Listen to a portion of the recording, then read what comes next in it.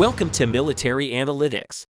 According to United Kingdom defense officials, Kiev forces made some advance around Bakhmut and halted the Russian advance west of the town of Donetsk. Wagner Group mercenaries led by Yevgeny Prigozhin are making gradual progress towards clearing Ukrainian positions in central Bakhmut, the United Kingdom Ministry of Defense said in a statement.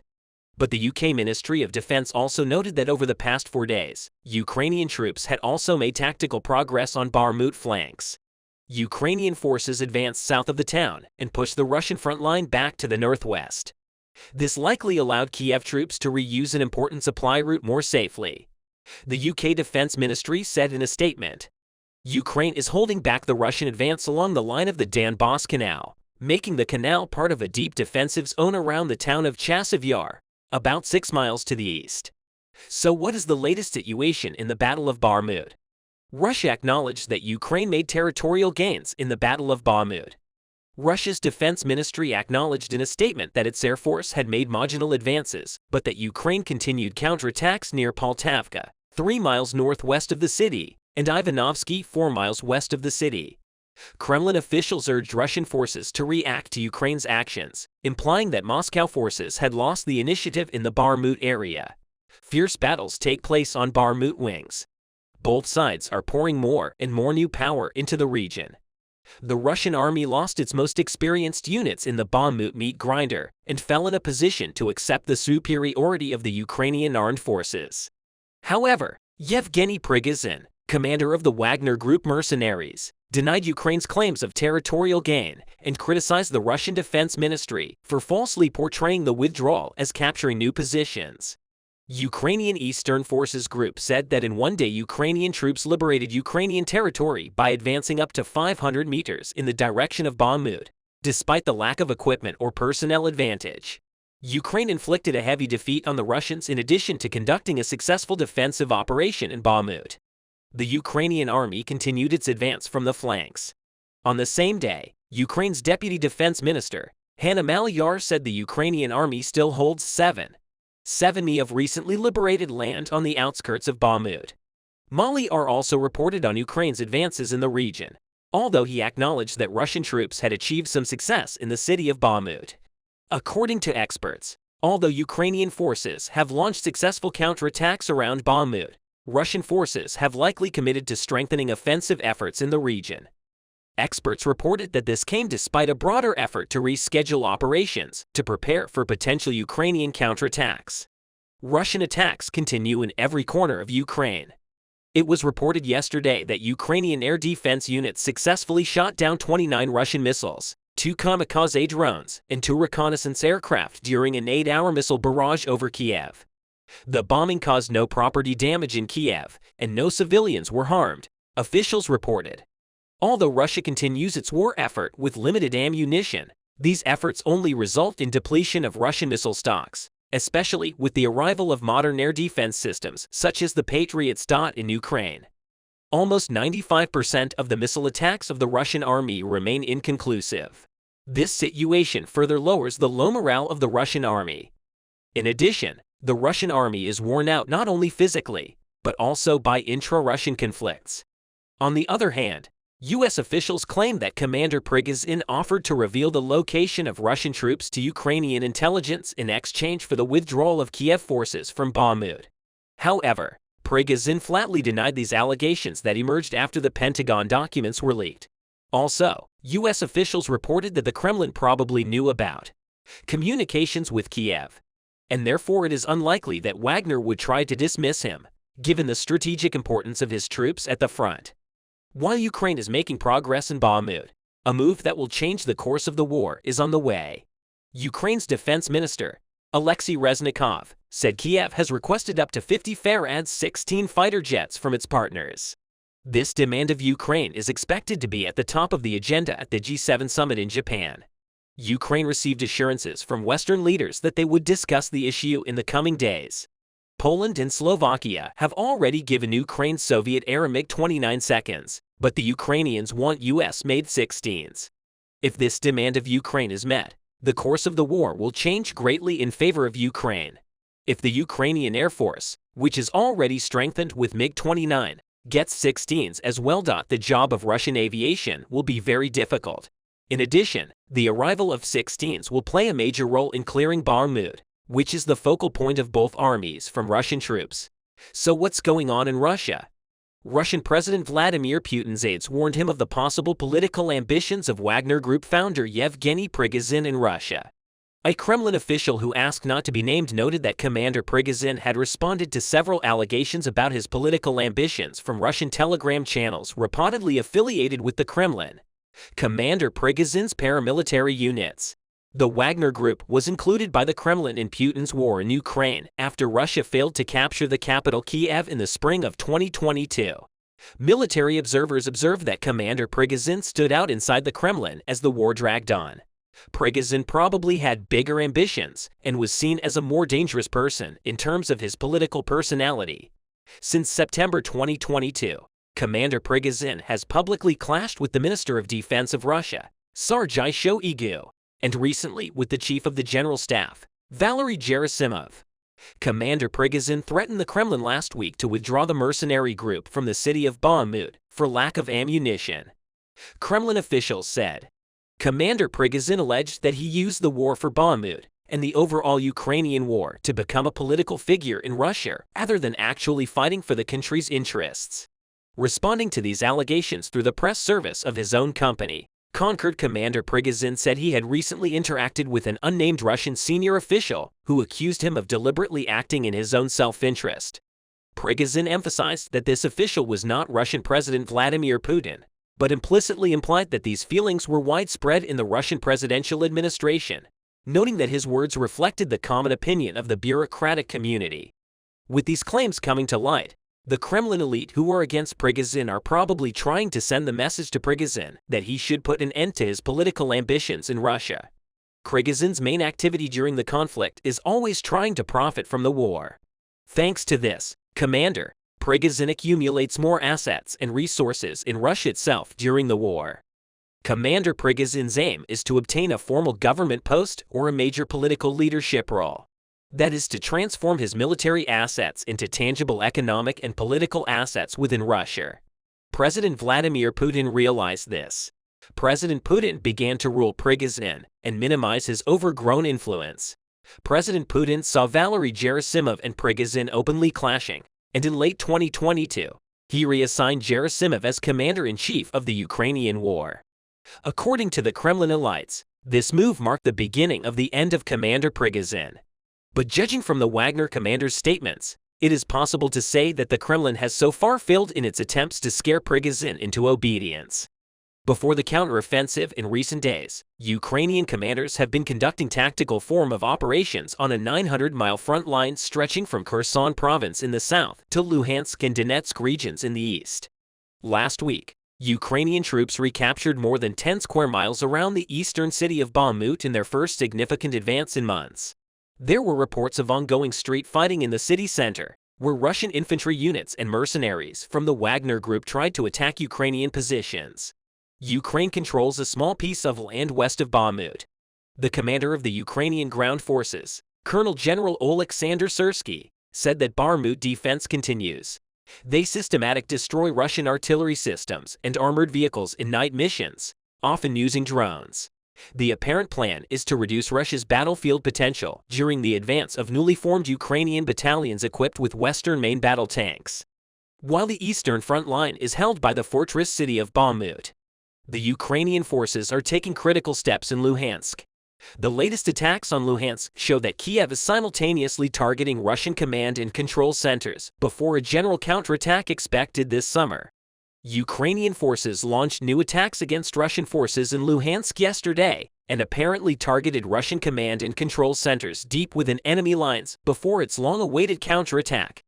Explosions were reported in the occupied city of Luhansk. Smoke was seen rising above an old aviation school used by the Russian army in the east. The destruction of the Russian rear front command centers from a distance of 250 kilometers by the Ukrainian forces put Moscow on the alert.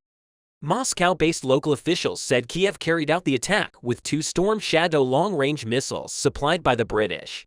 They said an administrative building was damaged. The strike came after a similar attack last Saturday in Luhansk, which destroyed a high-rise building and slightly injured a Russian lawmaker. Russian state media cited pots it said came from Storm Shadow rockets. Another explosion occurred in the city center on Monday. The explosion occurred in a crowded barbershop. Major General Igor Kornet, the interior minister of the Luhansk People's Republic, was apparently seriously injured while getting a haircut. One person was killed and 5 were injured. Luhansk, which has been effectively controlled by Russia since 2014, has been in a relatively peaceful state since President Vladimir Putin's large-scale invasion last year. The provision of Storm Shadow missiles, whose range exceeds 250 kilometers, means that it suddenly becomes vulnerable. With Russian bases and weapons depots located quite far from the conflict, Ukraine's long-range offensive capability is a growing problem for Moscow's military command.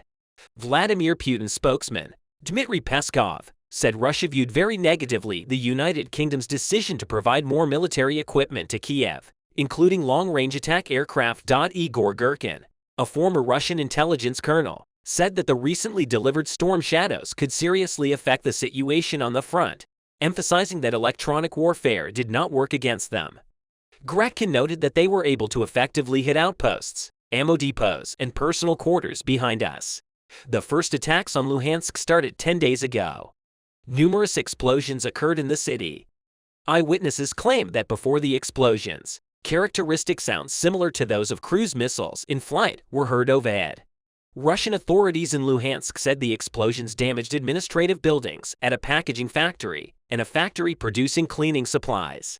Authorities claimed in a post on Telegram that 2 Ukrainian-made Grom tactical missiles caused the attacks. The alleged attacks have sparked speculation among analysts that Ukraine may have used a new longer-range missile. The main reason for these speculations was that the city was far from the Ukrainian positions. Ukraine fires the world's most advanced air-launched decoys to bait and deplete Russian air defenses. The Ukrainian armed forces used an American ADM-160 decoy missile during an attack on Luhansk. The attack took place in the evening when the entire Luhansk People's Republic celebrates the Republic Day during an ongoing missile strike in eastern Ukraine. The wreckage of a US-made ADM-160 miniature air-launched trap was discovered in Ukraine. The remains of Mallard were found near a Ukrainian missile strike site in Luhansk, eastern Ukraine, yesterday. Images of the wreck surfaced on social media. The images soon went viral. It triggered discussions that the Ukrainian armed forces probably used these traps to saturate the Russian air defenses. According to a US official, this attack coincides with the beginning of Phase 1 of the Ukrainian counteroffensive. On the other hand, it seems that the key to success in Luhansk is the British Storm Shadow. Short-range ballistic tactical missiles. Storm Shadow is the longest-range system delivered to Ukraine since the war began on February 24, 2022. In his speech in the United Kingdom Parliament, Defense Minister Ben Wallace stated that Ukraine has been interested in acquiring long-range missiles for some time. Mr. Wallace said, "We will not stand by while Russia kills civilians. Russia must accept that only its own actions have led to the provision of such systems to Ukraine." Mr. Wallace also stressed that the Storm Shadows are being handed over to Ukrainian forces. The Minister of Defense noted that some of the missiles could be used during the offensive, which will begin very soon. The Anglo-French-made cruise missile delivers high levels of destruction at a range of 300 kilometers. It is believed that the London administration received assurances from Kiev that this missile would not be used against Russian territory, but to be used in the occupied territory of Ukraine. However, the smokescreen on this issue has not yet dissipated. Storm Shadow, produced as a European alternative to American Tomahawk missiles, can hit sea targets as well as land targets. Russian authorities are reacting to the shipment. The Russian authorities are warning London with the words that you will receive the same response from our army. Authorities claimed that they were able to hit the missile fired from warplanes with entire air defense systems. Russia experienced a similar strategic setback last summer when the US delivered multiple truck-mounted rocket launchers with a range of 80 kilometers to Kiev. These precision HIMARS systems were used to blow up bridges over the Dnipro River in southern Ukraine, forcing Moscow to abandon the city of Kherson and retreat from right to left. As a result, The recent attacks on Luhansk show that Kiev is simultaneously targeting Russian command and control centers before a general counterattack expected this summer. The apparent plan is to reduce Russia's battlefield potential until the advancing of newly formed Ukrainian battalions equipped with Western main battle tanks. Ukraine's long-range offensive capability is a growing problem for Moscow's military command. In the harsh steppes of Eastern Europe these days, the effects of the war brought Russia to the brink of socio-economic collapse. In other words, we are now seeing the former Soviet-era Russia in the most critical times of the war, with the local people in Russia coming to the point of exhaustion. The political isolation of the leader Vladimir Putin increased with the support provided to the Ukrainian army by the actors that determine the military and political balances in the USA and Western Europe. Kiev is trying to turn this situation of Russia and Putin in its favor. For this, the Ukrainian army knows very well what it has to do and what it primarily aims at. We have witnessed that the Ukrainians have carried out critical attacks on Russian soil by using unmanned aerial vehicles since the beginning of the war in order to achieve this goal. These areas were generally cities close to Ukraine's border lines, such as Belgorod, Kursk, and Bryansk. But was it possible for the Ukrainian army to maximize its offensive potential and hit Russia and its leader, Vladimir Putin, right at the heart? Let's discover together this surprising answers to the riddle that dragged the Russian people and Vladimir Putin into a dead end. You may remember that especially in recent months, anti-aircraft systems have been detected on the roofs of important buildings in Moscow, including the Ministry of Defense. These systems were placed there for a very critical reason, because the Kremlin was concerned that Ukraine or those sympathetic to Ukraine might try to launch airstrikes on high-value targets. These factors of concern showed that not only Putin, but also the Russian people, that their country is no longer a safe place. For these reasons, Russian citizens did not want to fight on the Ukrainian front lines, nor did they want to live an uneasy life in Russia. In this environment of unrest, the Russian people witnessed 3 consecutive drone attacks in the capital, Moscow, in fear and panic. These attacks in Moscow were the most important factor that ignited a huge turmoil in the Russian people after the drone attacks in the Russian capital. Russian cities are thought to be under aerial bombardment on the streets of St. Petersburg or Moscow. There is the possibility of a threat to life. So what is happening in Russia in the face of these attacks? Let's take a look at those who reacted violently to these events. While much of the ongoing war is fought in neighboring Ukraine, a shadowy but increasingly active front has erupted within President Vladimir Putin's own territory. Several groups, allegedly Russians who oppose the Kremlin and its handling of the conflict, have taken up arms, claiming to carry out notable operations, from acts of sabotage to infrastructure to the killing of high-profile figures. While relatively little is known about these insurgent groups complicit in activities deemed terrorism by Moscow, experts who have done extensive research on the groups and their representatives have provided new insights into the insurgent organization's aims and tactics. The main purpose of these rebel groups in Russia is to put an end to striking situations such as the latest drone attacks in Moscow and to discourage Putin from this war. In order to achieve this goal, these rebel groups in Russia can resort to armed actions. But whether it's the Russian people or the Kremlin leaders who have brought the situation in the country to such a severe level is a matter of debate. As it is seen, the Russian people could not guess what to do against the injustices and the oppressive administration they suffered. And sometimes they responded more harshly. But of course, this danger posed by the Russian people and rebel groups against the Putin regime has serious consequences.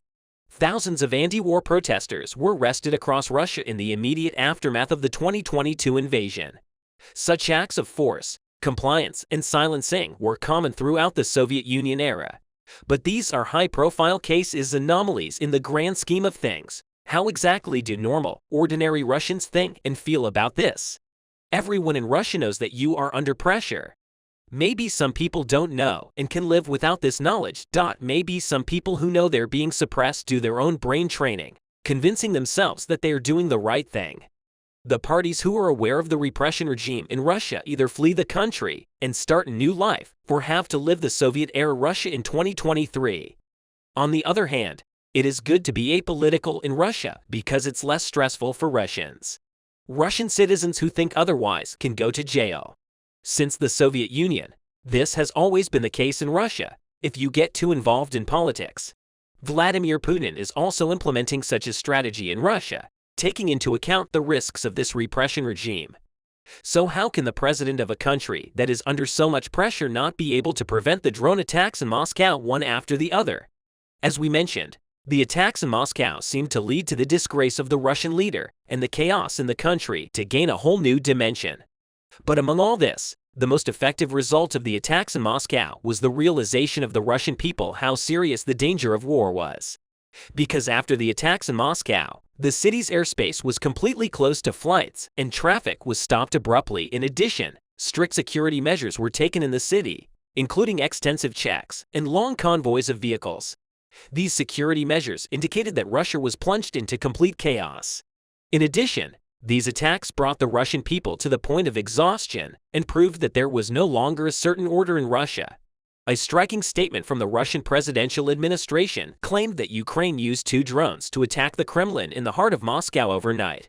Apparently, Russian forces used radar equipment to disable drones because while there was no loss of life in the incident, President Putin escaped unscathed from these assassination attempts. However, the Kremlin described all these attacks as an assassination attempt against Vladimir Putin. Ukraine refused to have carried out the attack and claimed it was orchestrated by Russia. Then several striking videos about the assassination attempts emerged. In the images shared on social media, at least one drone flying towards the Kremlin, and then a huge explosion was recorded. Another video seemed to show a fire and smoke rising from the Kremlin's dome. After these stunning assassination attempts, the airspace in Moscow was completely closed to flights and traffic was abruptly stopped. In addition, strict security measures were taken in the city, including extensive checks and long convoys of vehicles. These security measures indicated that Russia was plunged into complete chaos. In addition, the assassinations against Putin brought the Russian people to the point of exhaustion and proved that there was no longer a certain order in Russia. On the other hand, there were many speculations about assassination attempts against the Russian leader. But if what the Kremlin says is true, and this is a genuine attempt on the president's life, then it would be a very embarrassing event for the Kremlin. Questions will now be asked about how well Vladimir Putin is protected in Russia and about the effectiveness of Russian air defense. In fact, by all accounts, Mr. Putin appears to be one of the most heavily guarded leaders in the world. But both Putin and Russia have been failing this test in recent days when it comes to drone attacks. The drone attacks in Moscow were the latest example of this situation. In summary, it's not yet clear whether this issue will lead to a significant escalation on the battlefield, but it is a known fact that if this war continues, it is likely that much worse situations will await Russia than the drone attacks on the Kremlin, because the Ukrainian armed forces, with the military power it received from the USA and Western Europe, seems to make the Russians regret that they started this invasion. In other words, the drone attacks by the Ukrainians on the most important strategic center, such as the Kremlin, can be considered a start in the coming days. Maybe the Ukrainians will make the Russians experience the beginning of the end much better with the fire that they have lit in the Kremlin. We will see together whether these possibilities will come true. Thank you for watching us.